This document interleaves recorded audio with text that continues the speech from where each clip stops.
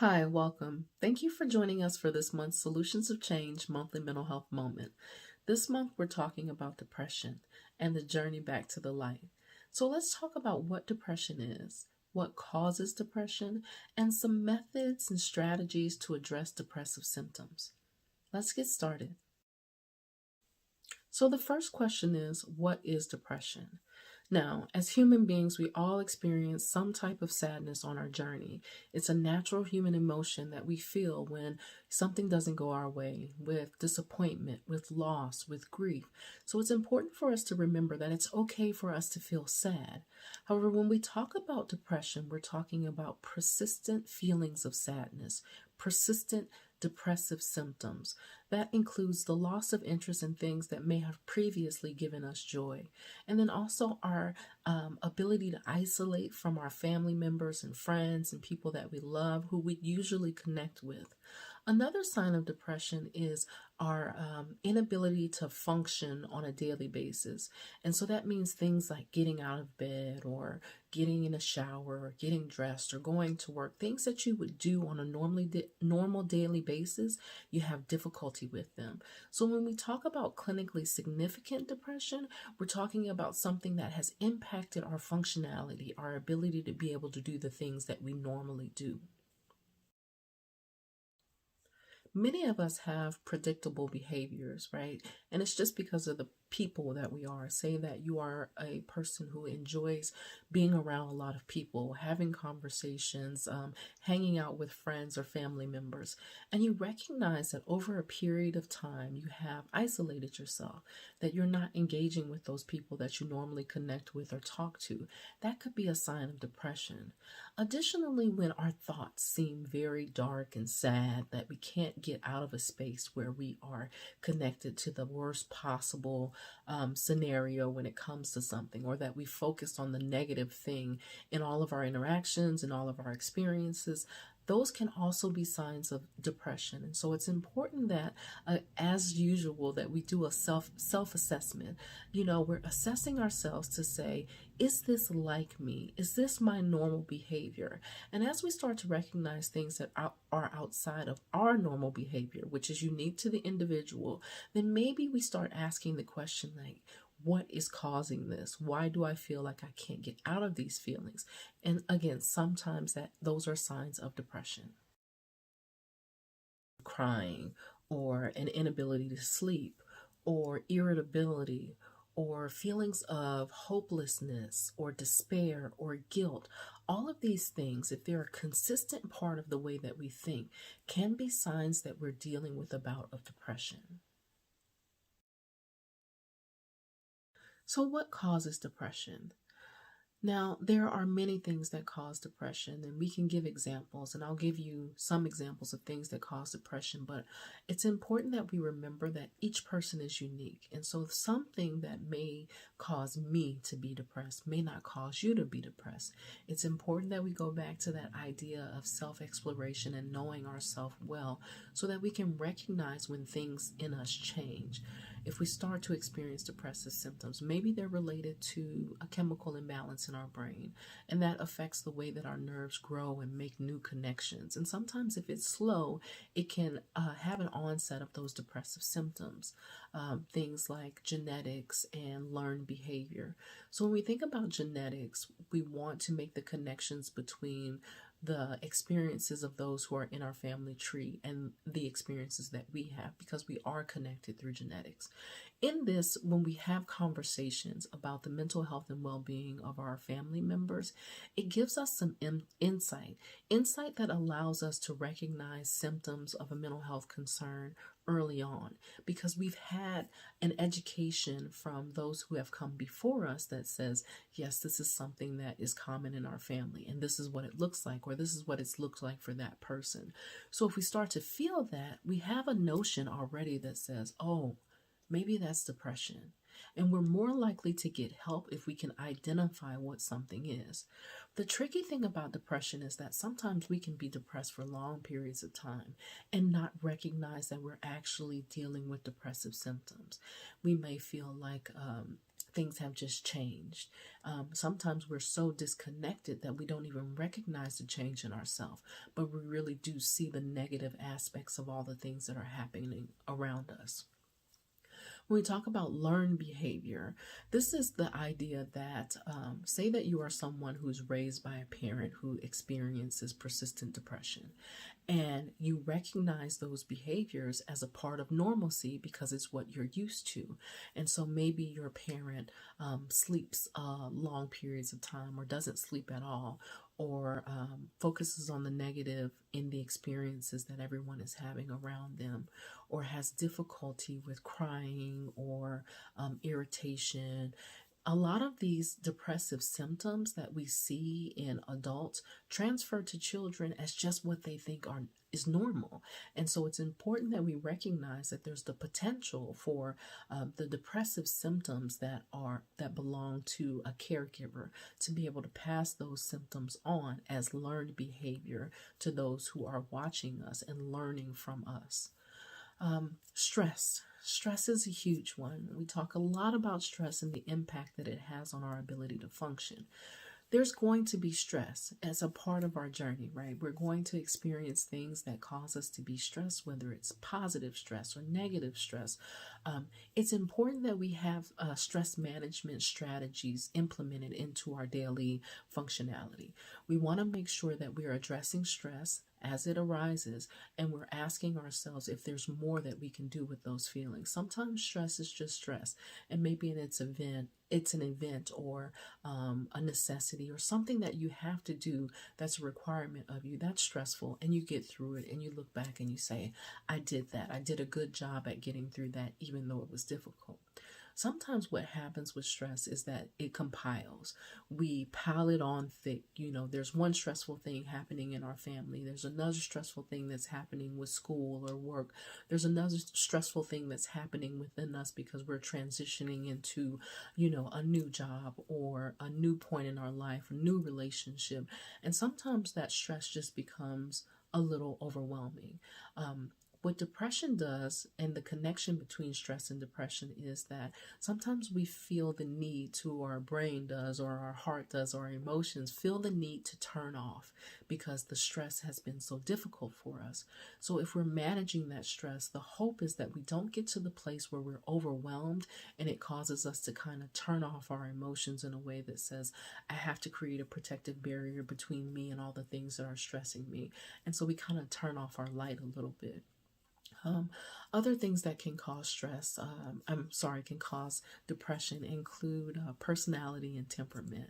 Now, everybody knows who Eeyore is, and his little gray self would walk around and talk so negative and so sadly, and he was very melancholy. And sometimes that's people's personalities, and whether it is just who you are or learned behavior from people who have been examples for you, sometimes that is kind of normal for a person. When it becomes so impactful that it interrupts our functionality, that it becomes persistent feelings of sadness, that it becomes something that we don't feel like we can manage, then maybe it's not a part of our personality, but something that needs to be addressed that's more closely related to depression. And so if you are a melancholy person, by all means be melancholy. But if it hurts you, if it's frustrating, if it causes you issues and limitations within your functionality, then it's probably time to seek help.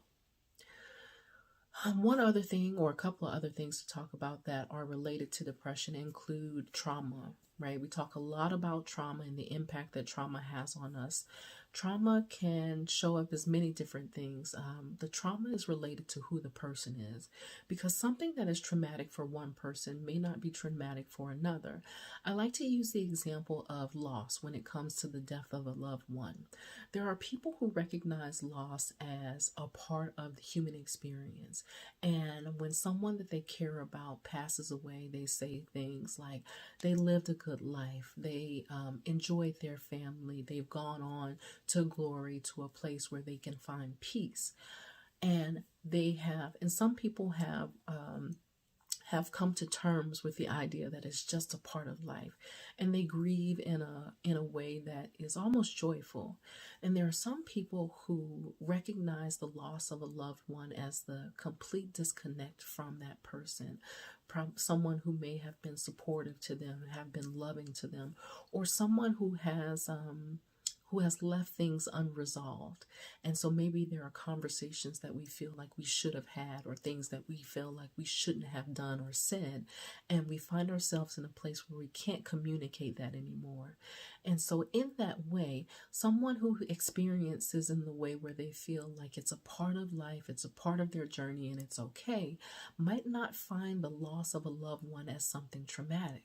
Someone who experiences it as a loss, a devastating loss, in a way that there are things that are undone, or there is a connection that is broken, may experience depression as a part of that trauma because it's something that they can no longer control. They may not be able to see what we call the silver lining of it. And so it's important that we recognize that some of those stressful life events like loss can impact us in a way that causes depression. Other things are transition, whether it's transition in a relationship or in a new job or in your education. A lot of those things cause stress. Sometimes when we fail at something, it becomes overwhelming because the idea is that it's finite, that there is nowhere from here if there's a failure.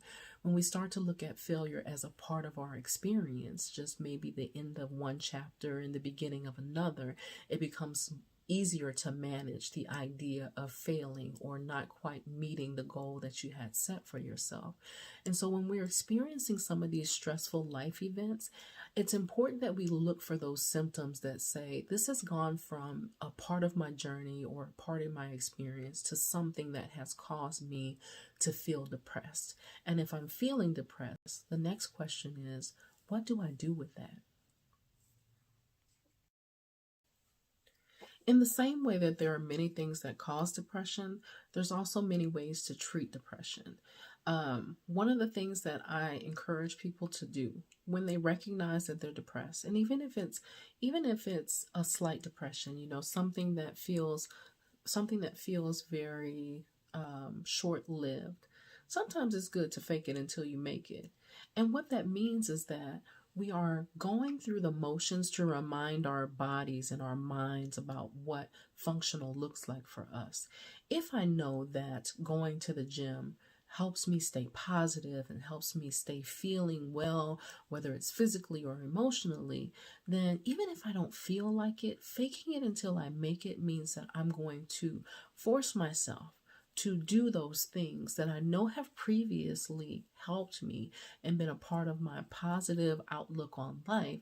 I'm going to do those things in an effort to bring those feelings back. So now I'm exhibiting behaviors that I know are connected to my happiness, to my peace, to my joy, to things that make me feel like I'm actively participating in life.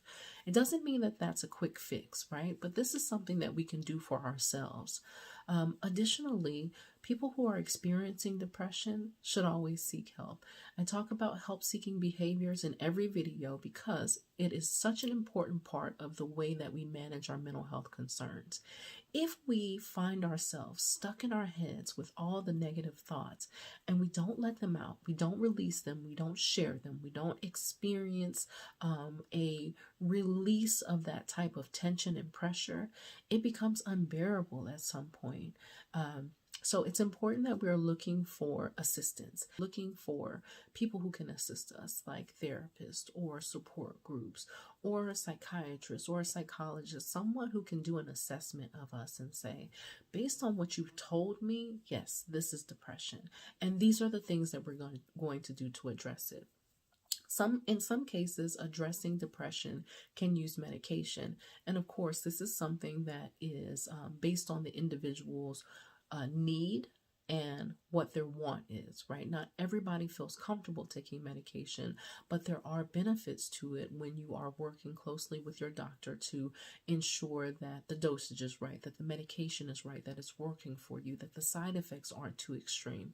And so we want to make sure that we're communicating our wants, our desires, our needs for our journey back to the light when we're talking to our therapists, when we're talking to our doctors, when we're getting information from support groups and sharing our story. Those are some of the ways that we treat depression. Other things can be looking at what we are inserting into our life, right? So whether there is an issue with drugs or alcohol, substance abuse of any kind, whether there are dysfunctional relationships that are abusive, or whether we are surrounded by people who are not supportive. Now, it's important to also remember that during the time where we are stuck in kind of those depressive symptoms, sometimes things that are meant to sound positive to help us sound negative, because our perspective is that everything that is happening around us is negative because we're stuck in this place of depression. And so it is important for us to find ourselves in a space where we can listen and process. It doesn't mean that a switch goes off and we're like, yes, you're absolutely right, I'm going to jump up and make changes, because depression is difficult. But as we're listening to our support systems, those that we know are there to help us, sometimes we hear those little signals that say, oh, okay, I do need help. Like when someone says to you, you're very irritable. I can't say anything to you without you snapping at me or having an attitude. Okay, am I very irritable? Yes, I am. I do recognize that I've been snapping off, and it's important that we're doing that. So we're asking ourselves the question. We don't have to take it as fact just because someone says it, but internalizing it and processing in a way that asks ourselves the question, is this really what's happening with me? When we're thinking about our support system can be of great help during bouts of depression. Our support system can help us recognize that we're actually exhibiting depressed behaviors, because again, in depression, sometimes we don't even recognize that we're depressed. They can also be those people that help insert some of that positivity, things that we're used to doing. So when your friends are calling you 15 times in a row and saying, wait a minute, we're supposed to be hanging out, whether we're going to watch movies on the couch or go somewhere that we all enjoy, we're supposed to be doing something good. And so sometimes we need to hear that. And also it's important for our support system to understand that as you're dealing with depression, sometimes those behaviors, the irritability, the sadness, the hopelessness, can have an impact on who is supporting us, because sometimes that people feel that as they're trying to assist us, we're trying to push them away. And when we recognize that that's a part of those depressive symptoms, we start to find compassion for one another in that way that says, I know that you're dealing with something difficult. I'm going to help you as much as I can. But again, there are specific boundaries when it comes to how much we can assist, right? You want to be able to help, but you don't want it to destroy you in the process. So we're looking at some of the behaviors that we can initiate for ourselves. And again, some of those things are lifestyle changes, faking it until you make it. Also, recognizing that there's the potential need for connecting with a therapist or a doctor that can help us with medication. So there's many ways to treat depression, but as individuals, we have to be able to recognize what works for us. And again, sometimes that's hard when you're dealing with depression, but there is hope when we allow one of those things, some of those things, all of those things into our battle with depression. We have the tools to address our needs and our concerns. Now that we've explored some of those general ideas about depression, what depression is, what causes depression, and some strategies that we use to address depressive symptoms, let's further the conversation about depression and the journey to coming back to the light. So please join us on this Thursday, November the 18th, from 6 p.m. to 7 p.m. via Zoom, and we'll continue the conversation about depression and the journey back to the light.